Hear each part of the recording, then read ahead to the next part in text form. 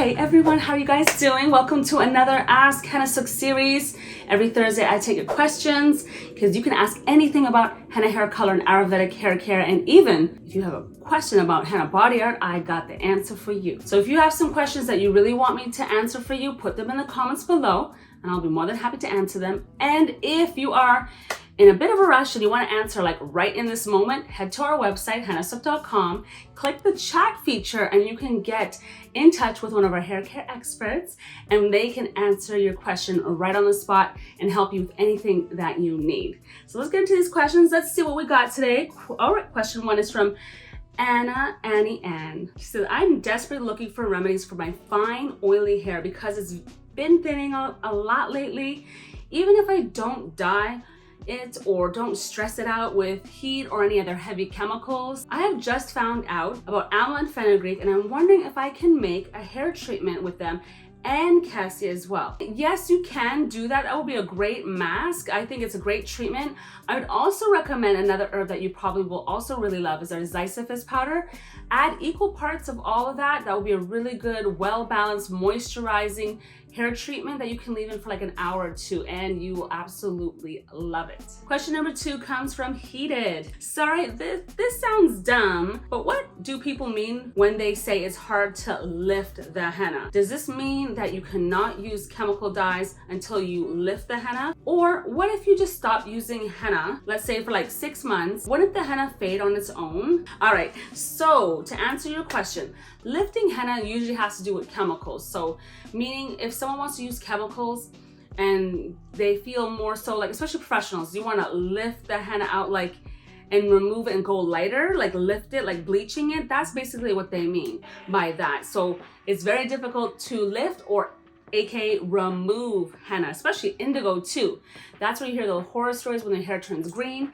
So yeah, it is difficult. So I would recommend that you do give your hair a break from dyes if you can in between. But the great news is that at Henna Sooq, our products are safe to use with any chemical hair dyes, chemical treatments, like if you're doing perm, relaxer, whatever it may be, henna from Henna Sooq is safe for you to use. But if you are trying to go lighter and eventually try to remove it, no matter what, it is kind of difficult. Even if it's like 6 months later, you might have a little left in it. So if you're going lighter, it might, pull not really the right way. It's more of an issue with the chemical hair dyes because henna is very binding. All right, question number 3 comes from Melvina G. Davis. Hey. Hi, Khadija. Oh, hey. I followed your directions and my dark hair came out a nice deep brown and my grays turned an interesting copper.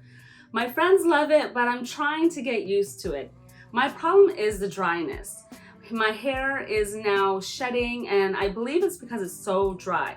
I'm deep conditioning, but it only lasts a couple of days. Please advise. I would definitely recommend a really good leave-in. And I also recommend using our hair teas as a spritz infused with oil because that is like you could take on the go, spritz your hair, give it a bit more moisture as often as needed. When you did your hair color, you also use aloe vera powder, right? So that should help a bit, but yes, the weather's changing and we're losing a lot of humidity in a lot of regions that we're in right now. So you will have to find a really good leave-in. And what you can do is choose one of our hair oils and use the LCO method or the LOC method. And if you're not sure what that is, you can check. I have a video specifically on that where it locks in literally the moisture. So that will help a lot as well. Keep your hair hydrated and sealed so that way you won't be feeling like dried out like in such a short period of time. The hair tea, locking in the moisture, really good leave-in as needed.